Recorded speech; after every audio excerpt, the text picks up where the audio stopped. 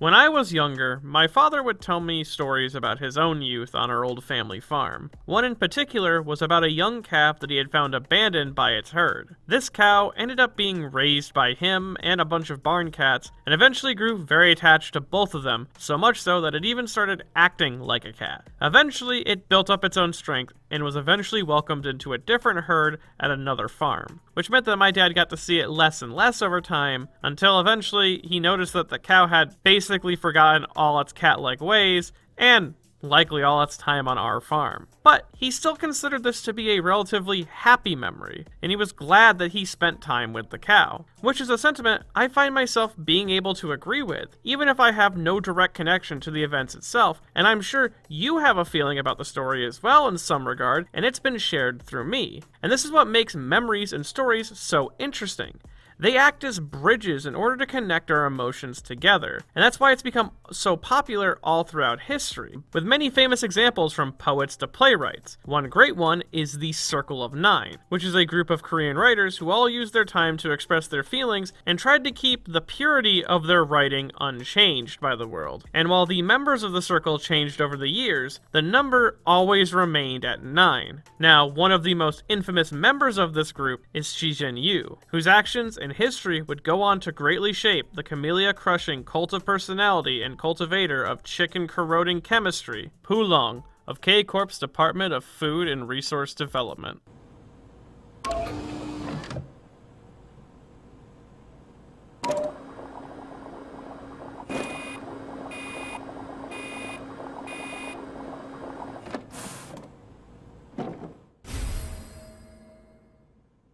Culling was a former member of the League of Nine literateurs and main antagonistic force of Limbus Company's Canto IV. Working as the lead manager for a branch of K Corp called KO2, it is here that he provided his assistance in the mass production of food products. And it is his work here that provided a stable abundance of food, and it was achieved so in a way that not only adhered to his old ideals, but was also done in a way that worked well with his own hunger for power and business-related perfection. And then eventually, everything that he had worked towards accumulated into a conclusive clash with his past and the physical form of his other league members. And how Culling decided to approach this clash was to kill his past. Though, before we get too deeply into that, let's understand the meaning behind his name and design. Starting first with his name, Culling, which is taken directly from his major literary inspiration, the playwright and activist Yu, with Culling being the pen name that they would use during their time within the Circle of Nine. They used it to produce plays such as The Mud Hut and The Cow, which would replicate the struggles and poverty of rural Korea during its Japanese occupation, and Yu may have been directly inspired to choose these type of settings thanks to the work of the Irish playwright Sean O'Casey, who you studied a lot of in college as well as just the general Irish dramatic theater, and how it emphasizes the lives of working people in rural areas to help get across its message and help glorify the Irish citizen armies. And a lot of Culling's character is a collage of Yu's own decisions in real life, as well as the stories depicted within his plays, which I will be discussing all throughout the video, but the focus on the hardships suffered by the rural area of Korea works well within the history of the actual character, as Culling originated from District 19, a portion of the city which seems to emulate the real world's Korea and has a huge focus on the farming industry. It is here that Culling not only seemed to work with, but developed a love for animals, eventually even helping raise a baby calf from his hometown that had been abandoned by its mother. He loved the cow so much that he would end up spending a lot of his free time with it, so much so that his friends ended up making jokes about the idea of him sleeping in the shed with the cow, given how inseparable they were. This experience seemed to have shaped Culling's own mindset, viewing the suffering of animals as just as real as the suffering of people, and dedicating his time to the sick and abandoned creatures following his departure from District 19. As well, he spent a lot of his time with the League of Literateurs deciding how to research technology in order to improve the lives of livestock, and more specifically, poultry, deciding that it's possible for creatures to be genetically altered, like chickens, to have more wings than they necessarily need, so that they can clip the excess wings and essentially create a lossless, and therefore suffering-free, food source. though this technology never garnered any attention from his group in a way that satisfied him. Instead, they were more enamored with the creation of the glass window. The glass window is a special tool which allows one to glimpse into a parallel world. This device was left with and later refined by Isong and demonstrated to the rest of the group as a marvel of technology, and it quickly became a beacon of hope within the group and a sign of their unity, though its shadow casted darkly over some of the members, as a few of them began to believe that creating for the sake of just creating wasn't going to pay their rent, and instead, they should start selling some of their technology. Eventually, Pumlung became one of the outspoken members of those who wanted to create in order to help ease the suffering within the city as a whole. The reason that this was an issue is that other members of the League were creating purely for the sake of creation itself. The schism wasn't so much in selling the technology, but the fact that doing so was illegal without a permit, and the members of the League did not want to gain a permit from K Corp out of fear that their creations would be tainted by the corporation's own influence, hence ruining the sacredness of that said creation, with them even having a clear example of such a thing happening with Yurong's own ID system, which was made in order to help parents find their lost children, only for it to later be repurposed into an identification band to track down those same children when they went missing from their employers. And this schism between the League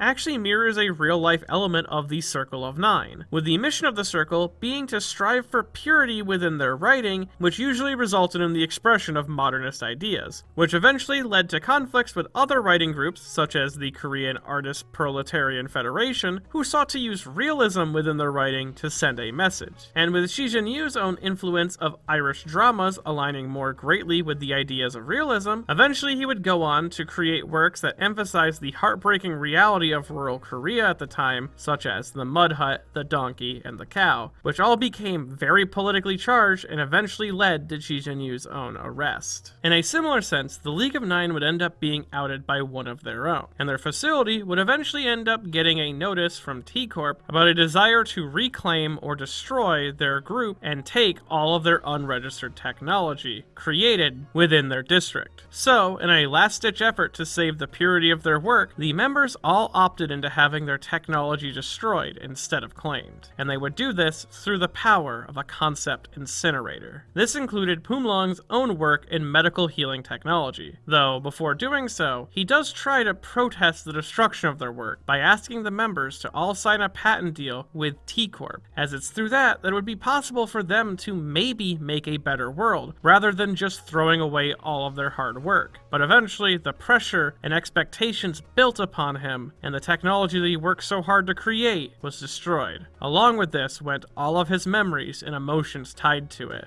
It is this moment that forever burnt Pumlong's own heart. And it's this incident that's made even more tragic when we have the context that Pumlong is the one who sold out the group, as given his caring heart at the time, his decision to rat them out to K Corp didn't seem to originate purely from malice or jealousy, but instead coming likely from a hope that the other League members would be pressured into working with a corp so that they no longer were creating for simply nothing, as he believed that while their technology could be impressive, it was no different than a toy when not used to actually affect something in the world, and that if they really put their head to it, they could actually do something to help change the world as it is. But instead, all he received was pushback for those considerations from people he considered as close as family, essentially being told that his creations would never amount to much in the end, and thus, his goodwill, along with all of his work, went up in flames. Which coincides well with the actual history of the League, or the Circle, in Shi Jinyu, who, after his arrest, felt politically pressured into creating safer and more pro-Japanese art and plays, even claiming at the time that art and stories should strive to capture emotion, not realism. Which, the idea of creating purely to generate an emotional reaction works very well with the story of the singularity that we'll see throughout the rest of the canto, and ties very well to Dongrang Dongrang's own future, but we'll discuss that a little bit later on. Though Shi Jinyu's own rejection and running away from the art that influenced him to begin with is what ultimately led to him being ostracized for his decision, as, while the Circle of Nine did not have a strong political stance inherently, the group did react rather coldly to members who sided with the Japanese government during the occupation of Korea. Shi Jinyu would eventually grow to regret his weakness and disposal of the ideals that made him the writer he was. Eventually, he would go on to destroy the manuscripts that he wrote during that time in a large inferno, severing all ties together with the Japanese government, and it's possible that this destruction of his past is what inspired the representation of a concept incinerator being a large bonfire. Eventually, Pumlang, feeling guilty for his actions that caused the destruction of everything he cherished most, ended up returning home for a brief period, and it is here that he would encounter the cow that once gave him purpose, and in seeing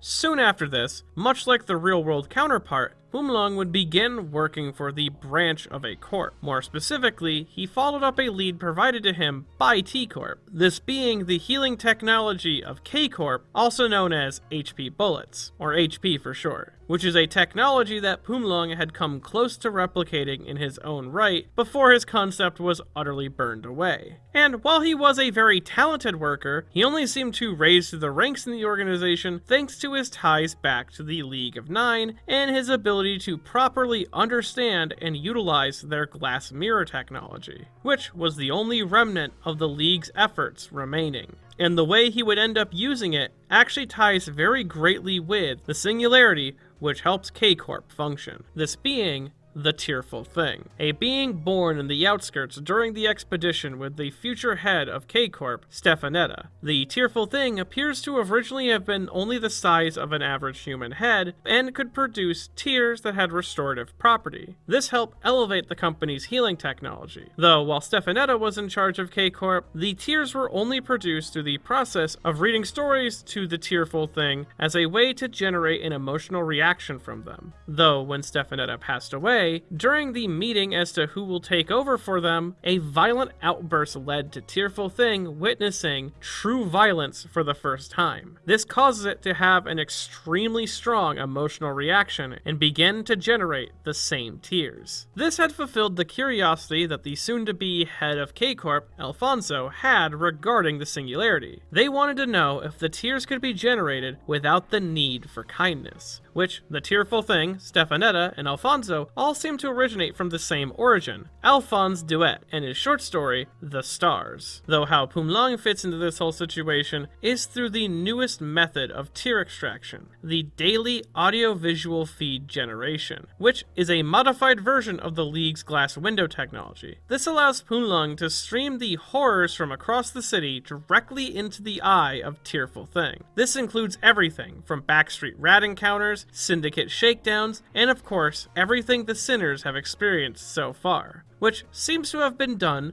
to represent Shi Jinyu's own abandonment of his writing, covering or creating works with the express purpose of generating an emotional response from his audience or just to please Japanese politicians. This greatly increases the process of tear generation, and Pumlang eventually was promoted to manager of a whole branch of K Corp. It is here that he would go on to meet one of his most loyal employees, Samjo, whose name comes directly from a Shi Jinyu work, this being the Mud Hut. And since we're here, let's just discuss Samjo, because he's the best employee.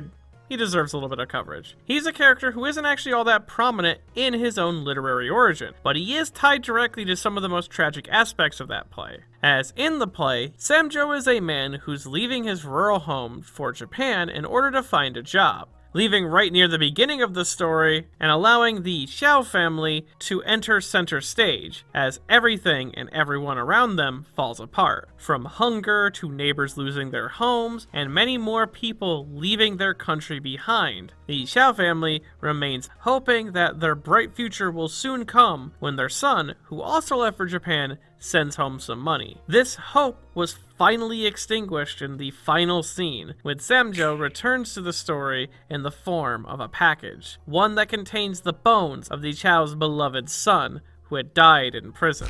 He had no money for them and was never coming home, something that is foreshadowed earlier in the play. Limbus's Samjo represents elements of both his character's namesake and the son of the Chow family. Firstly, all three characters come from a rural area background, trying to make the most of themselves and finding a better life, with Samjo not even originating from a wing originally, yet he worked hard enough to actually earn a rank within a corp. He also joined K Corp specifically because their medicine saved his life following a diving accident. Because of this, he became fiercely loyal to the company and was even willing to stake his life on it. As well, Samjo's stern and dismissive personality seems to draw from the personality of his namesake within the play itself, who would downplay the suffering of rural Korea through the guise of optimism. Samjo's attitude does play very well with Poom Lang's initial appearance, acting sort of as a smokescreen, with his assistant being this cold and dismissive person, while Poom Lang himself is very calm and kindly, all the while harboring a deep sadness and hatred. Though their partnership isn't accidental, as Samjo is the exact type of person that Poom Lang longed for, someone who is saved by his work and is forever grateful. Together, they ran a pretty successful branch and earned plenty of rewards, trophies, and money. Yet, none of it satisfied him, because no matter how much he earned, all he could think of is the fact that he still hasn't been able to escape from his past, the shadow of another person's creation, and this fact is what constantly weighed down on him, keeping him from ever feeling satiated, because no matter what he did, how successful he got, the hunger for gratification only grew more and more, creating an almost ironic situation where a man responsible for a near endless supply of food ends up feeling starving himself, until finally he decides the only course of action is to kill his past. And soon enough, that past would serve itself up on a silver platter, in the form of the Technology Liberation Army and Limbus Company, both factions featuring prominently members from his past and friends from his hometown. These two being Poom Bae and Yi Sung, and he would eventually end up uniting the three of them together during the events of Canto IV, as in the process of trying to receive a golden bough from K Corp, which is a contract created by Poom Lae specifically, the Technology Liberation Army stages an attack with the goal of destroying whatever mirror technology K Corp possesses due to the danger it poses. This attack caused chaos all throughout the wing, starting firstly on the streets, with the abnormality that broke free from containment called the Brazen Bull, who attacked and injured many in its rampage, though eventually it was beaten into submission by the Sinners. But then came the multiple bombing attempts, ego-equipped attackers, and robotic hijackings all throughout the facility that all eventually accumulated into a confrontation with their leader, Poom Bae, who had stolen the golden bough prior. Though this was all working according to Poom Lang's plan, as he would then guide everyone to the location of Tearful Thing and its undiluted tears. Yet, before he can display exactly why he had done this, Samjo, fulfilling his role as a literary reference, tries to prove that the company he works for wasn't evil. So to do so,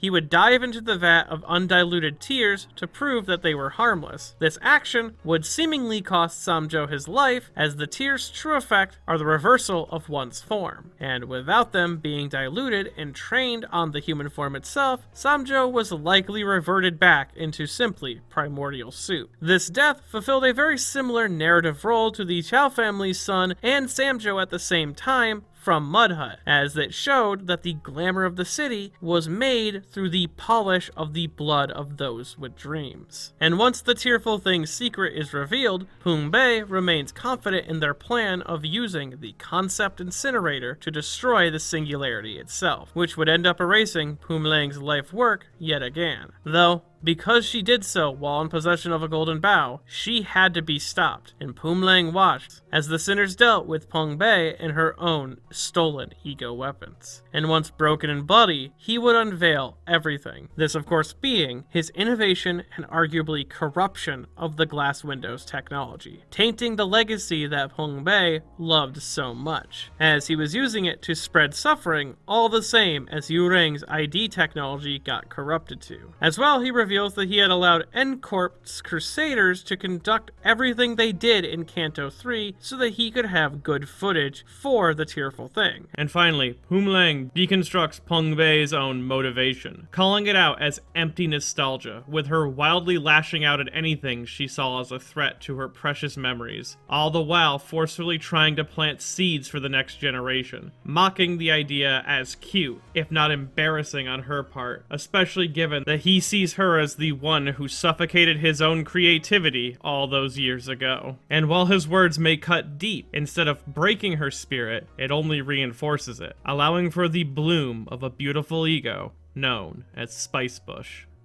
Though, much the same as before, the sinners ended up having to clash with Bei and bring her into submission. And while in the weakened state, Dongrang approached her, discussing how everything she stood for was empty now, and that her ideal dreams of the past could never be captured again, before finally stabbing her through the heart with the same golden bow, causing her ego to collapse and for her to dissolve into a flurry of petals, all within the arms of Yi Sung. With one string of the past severed, only another single string remained. And the ending line of this chapter being, "The scent of a graveyard was in full bloom," to me feels like a multifaceted reference, but it also reminded me very much of a similar line in The Mud Hut. One of the final things that the Chow family tells Samjo before he leaves is that the home was so full of despair now that it smelt like a graveyard. Which is a sentiment that I feel captures the Mud Hut rather well, as the setting of the home, which in the narrative of the story seems to represent Korea at the time, shows many of the characters clinging to the past and hoping that life will return to how it used to be, a nostalgic cage which shackles them. Peng Bei and, in an extent, Yi Sung were both stuck in a similar cage to this, while Lang was able to break free from it. And much like Samjo from the play, he is willing to scatter the bones of those happy memories in order to till the soil of his own future. The Golden Bough would eventually begin to resonate with Yi Sung in response to this whole ordeal, and creates a mirror dungeon, one which takes the shape of a play, in which the sinners and Lang would have to act out the foundation and destruction of the League of Nine Letterers, which I believe it taking the form of a play is more of a reference to Lang rather than Yi Sung, as Yi Sung was a poet and a novelist but not a playwright like Shi Zhenyu. The shape of this dungeon, matching Lang's origins, also leads me to believe that he may be influencing the dungeon as well, similar to the way that Cromer does in Canto III. Now, while going through this dungeon, the sinners will encounter a good number of different abnormalities, though only one of them seems to be symbolically tied to Lang specifically, this being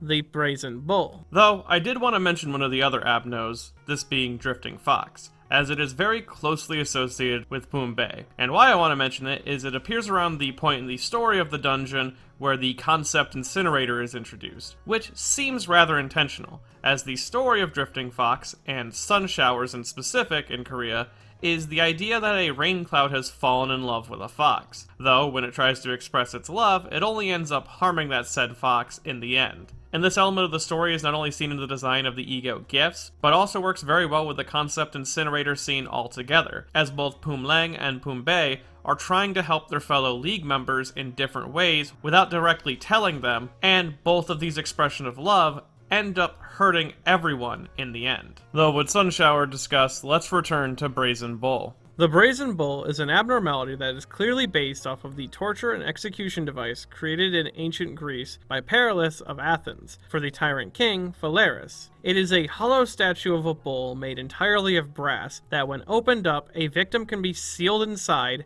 and then a fire would be set underneath it. Because of the structure of the device, Perillus believed that the method of torture would become entertaining to watch, as the screams and thrashings of the victim would mimic the howls and kicking of an angry bull. Phalaris, seemingly disgusted by Perillus' creation, had him demonstrate its functions, only to seal Perillus inside and set the bull aflame. Though in some stories, after a few moments, he was released and then eventually thrown off a cliff.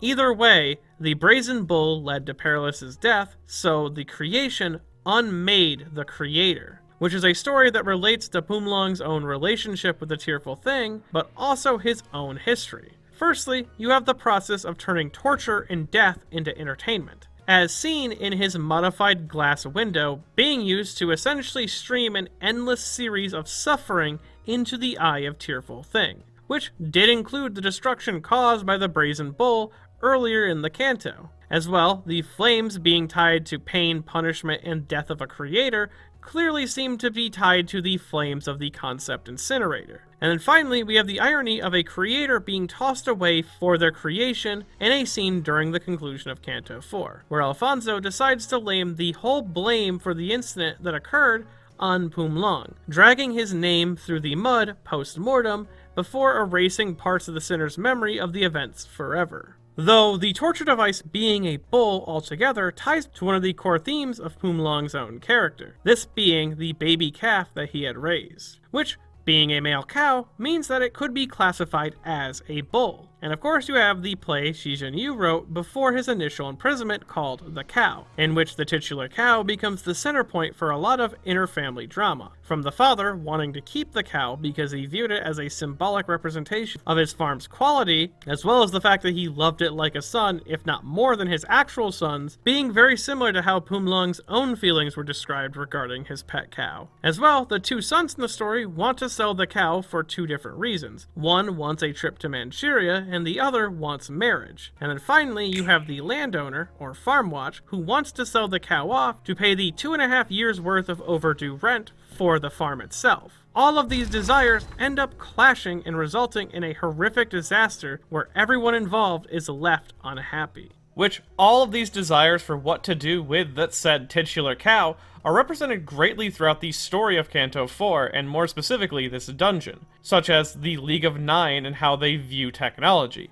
Some wanted to sell their tech in order to fund their future, or use it to get into a corp, and some simply just wanted to sell it to pay off their rent, while others cherished the process of creation the same way that the father cherished the cow as a symbol of farming, which, ironically enough, is not the camp that Pum Long falls into, which, at the end of the day, is foreshadowing for an element of the story I'll be discussing a little later on. And symbolically, it is clear that the cow represents a concept of better times, a sort of fantasy not too dissimilar to the nostalgia that Yi Song, and of course, the future that Pum Lang originally wanted to create. This baby cow that he raised so long ago helped him develop the compassion that he had for others in general. Yet, because of that massive shadow cast by the League, he was never able to flourish as he wanted. All of his achievements rang hollow, like the Brazen Bull. And this pushed him to become a worse and worse person, to the point that he doesn't believe that the calf he raised would even recognize him.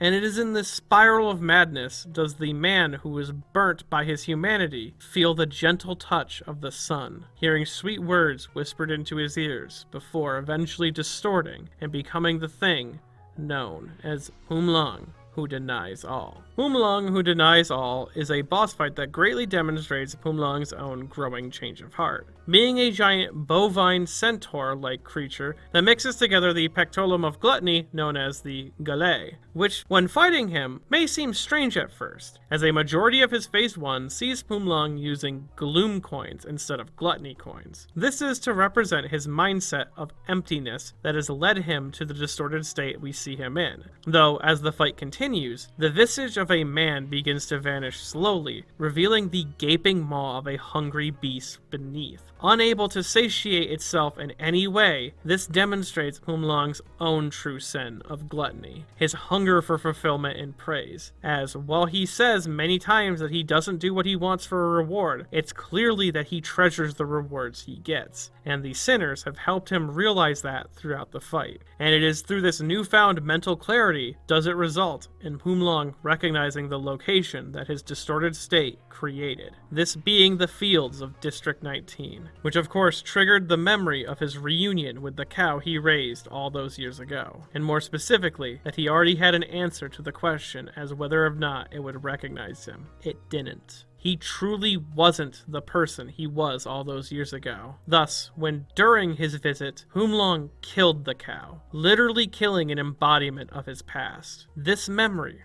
reawakened a drive within him to prove himself as a creator. Pum Long wasn't lost. He had already lost everything, twice over nonetheless, and yet he was still able to rebuild himself multiple times over. And all he had to do now was finish killing his past in the form of his former friend Yi Song. He could finally satiate that hunger for recognition that he'd always had deep down. And it is here that he rejected the sweet words of the sun and manifested his own ego. Farmwatch's design is very similar to his distorted form, but with the cow portions completely severed, minus of course the horns protruding from his head. This shows that Humlang has completely separated himself from the past. The coat, hat, robe underneath all signify the appeal of the farmhands that are found in his own literary origins. As well, he arms himself with a massive plow that is contorted into a scythe, two tools for farming that can also be repurposed as weapons, with the plow being a tool that prepares the fields for seeds, and the scythe being what cuts down that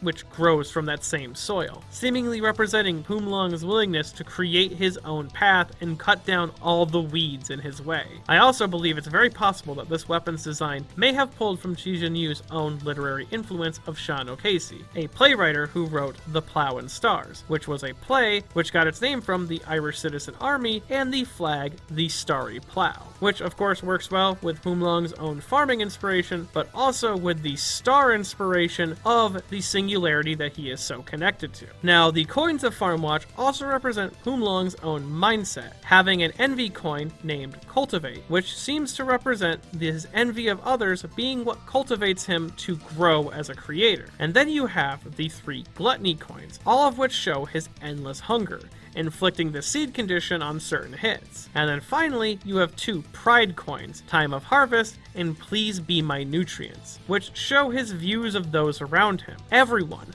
from his enemies to his employees, are simply nutrients to grow the seeds of his success, which can be seen in how he uses the death of his teammates as a tool to harvest more tears from the tearful thing. But I think this is shown off in the most beautifully grotesque way all throughout his boss arena, as littered throughout the hayfield is the corpses of animals, all injected with a familiar green color. These creatures who Pulang once saw humanity in are now nothing more than subjects to experiment on. As well, we also have the trees that spawned during both the distortion fight and the ego boss fight, which appear to be blossoming with trophies and rewards. And some of these symbols even remind me of Corp logos. So this suggests to me that Pulang sees everything he's doing right now as simply just tilling the soil for his future achievements. With him even saying that after he kills Yi Song, he can create his own new league and they'll overshadow the old one. Though, the greatest thing regarding this boss fight is the melee track that plays all throughout it, this being Fly My Wings, which, while clearly being a song that represents Yi Song's own nostalgia for the past with the League and his own journey and mindset throughout Canto IV, I can't help but read certain sections of this song and relate it back to Humlang's own mindset, almost as if this is a conversation between the two during their fight. So I wanted to discuss that a bit, but I should mention that I don't think that these are the only things that these lyrics mean. I am mostly viewing this from an Yi Song and Humlang perspective. Starting first from the line, "Teary-eyed, once gentle soul, I watched as you rotted away," being Yi Song addressing the fact that he watched someone who he used to see as having such a caring heart die the day he destroyed his research. And then we have, "You're doing what you love, isn't that enough? Isn't that enough? A genius perfect job, isn't that enough? Isn't that enough?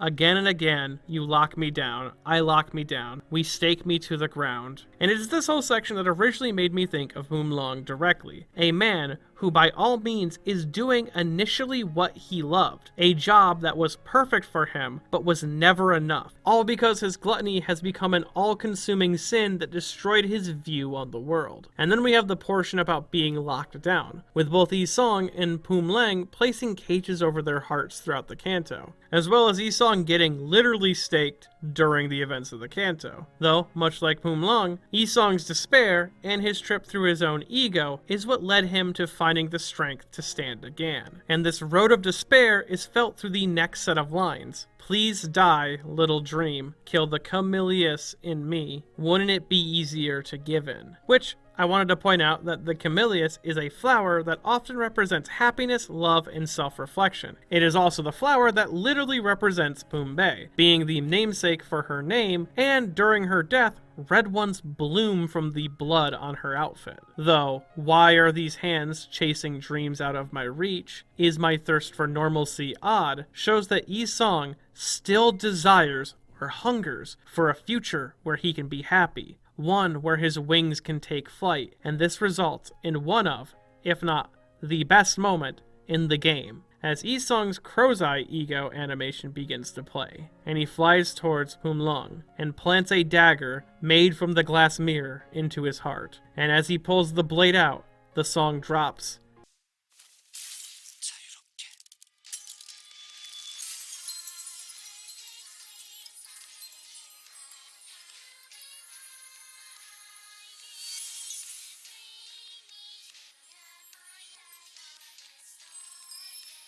As a chorus of goodbyes follow. All the while, shards of Yi Song's memories form a beautiful wing, demonstrating something that he always knew about the window technology. That it was a tool to bring people together, and that his modifications to it are extremely powerful, as it connects to other worlds and unites people beyond simply words. This is why Humlang's wings remain shattered in this scene as well, as his modification to the same technology did not bring unity. They simply created wings that could not fly. In a way, Yi Song was showing Humlang, his old friend, the errors of his method, while in the same breath issuing him a somber goodbye, breaking his cage and severing ties with his past to find his own new path.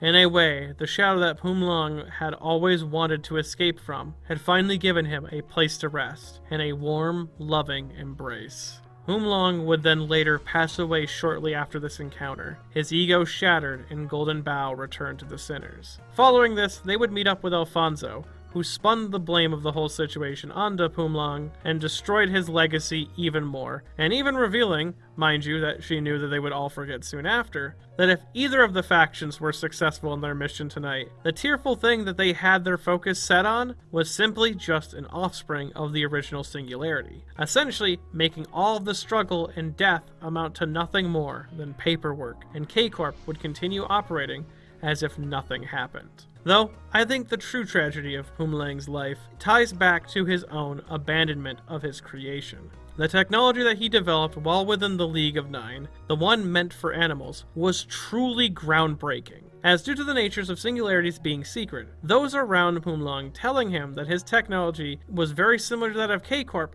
is actually a much more impressive feat than it might seem, as K Corp's creation comes from the outskirts and is essentially magic. Humlang was able to possibly replicate at least a fraction of its effect, and that was relatively mind-blowing. And without him, K Corp would have had difficulty refining the newly generated tiers into the perfect form they are now. And even though Pumbai's comments about their creations not being able to change the city might have been apt at the time, she was wrong about how impressive Humlang was. Ultimately, Humlang is my favorite antagonist from Limbus Company so far. His connection to the previous cantos, alongside his story as a creator who could have done great things, but was caged and burned by the world around him, and eventually became a hollow, hungry monster, is one of the most interesting follows in Limbus so far. He's also been one of my favorite literary references to unpack, which honestly felt like a journey all to of its own, which finally leads me to a little side tangent and conclusion.